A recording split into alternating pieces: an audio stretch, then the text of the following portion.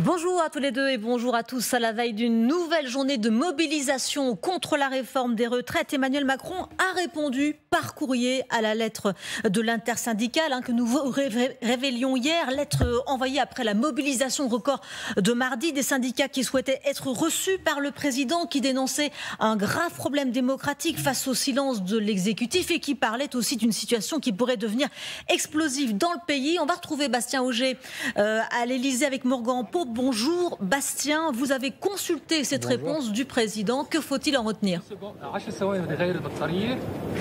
Eh bien, principalement cette phrase, Sylvia: je ne sous-estime pas le mécontentement dont vous vous faites le porte-parole, dit Emmanuel Macron au syndicat à la fin de cette lettre. C'est une des rares phrases dans ce registre, dans cette lettre de 2 pages, qui est en grande majorité consacrée à justifier cette réforme des retraites, à redire ces arguments que l'on connaît déjà. La réforme est légitimée par l'élection présidentielle, avance Emmanuel Macron, qui rappelle qu'il y a eu de longues concertations avec les partenaires sociaux qui, selon lui, ont mené à des avancées. Pour le reste, Emmanuel Macron s'en remet au gouvernement et au Parlement, en assurant quand même que la porte du gouvernement est toujours ouverte pour chercher, je cite, des solutions innovantes.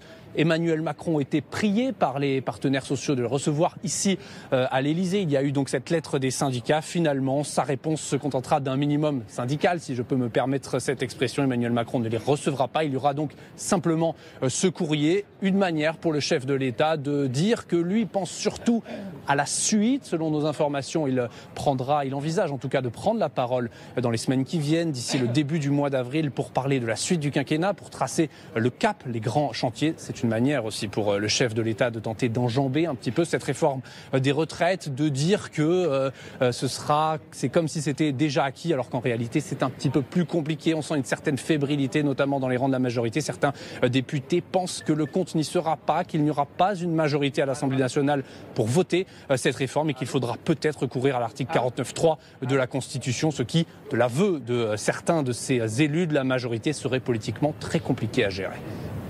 Merci beaucoup Bastien avec Morgan Pau à l'Élysée. On va écouter à présent la réaction de François Omri, le patron de la CFE-CGC, suite à cette réponse du président. Il était sur LCI il y a quelques instants. Moi, je suis très déçu. Il est probable d'ailleurs qu'on va réagir collectivement, mais puisque là, on est dans l'instant de la réponse, il a répondu rapidement, mais peut-être que j'aurais préféré qu'il prenne un peu plus de temps pour réfléchir. Emmanuel Macron, finalement, ne prend pas du tout conscience du mouvement qui s'est constitué dans la société. Il revient en permanence à la case départ, un peu comme une balle de Jokari, toujours en permanence est ramené à sa pile en bois par l'élastique. Il fait comme si rien ne s'était passé depuis 2 mois. Et c'est ça qui est catastrophique, c'est très très inquiétant. Damien Fleureau, merci beaucoup d'être avec nous du service politique de TF1 LCI. Le président ne reçoit donc pas les syndicats qui sont déçus, on l'a entendu, mais il pourrait donc s'exprimer devant les Français. Oui, c'est vrai que Emmanuel Macron doit impérativement et le plus rapidement possible regarder vers l'avenir, dépasser cette séquence des retraites qui commence à durer plus que les autres réformes d'ailleurs, a dit Emmanuel Macron dans cette lettre adressée aux syndicats. Les débats au Parlement sont plus longs qu'en 2010.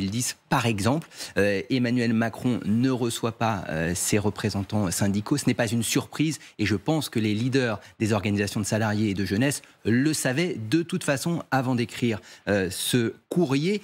Mais cela va engendrer sans doute encore un peu plus d'attaques, notamment dans les cortèges, à l'endroit du président de la République qui était peut-être un peu épargné jusqu'ici, avec cette étiquette, vous savez, de suffisance et de mépris qui colle encore à la peau du président de la République. Et on apprend aussi ce vendredi, Damien, que le gouvernement demande un vote bloqué sur l'ensemble du projet de loi au Sénat. Le Sénat qui doit se prononcer d'ici dimanche sur le texte. Qu'en est-il ? Oui, c'est vrai qu'on attendait beaucoup des débats un peu plus sages, un peu plus apaisés au sein de la Haute Assemblée. Et puis, en fait, on se rend compte qu'il y a des échanges vifs et qu'il y a aussi une obstruction, dit-on en tous les cas dans la majorité, de la part des élus, des sénateurs de la gauche. C'est pour cette raison que le gouvernement, il en avait le droit, a déclenché cette procédure qui permet d'accélérer les débats on écoute les sénateurs sur les amendements, mais on se passe du vote. Les votes sont ramenés à la fin de l'examen du texte.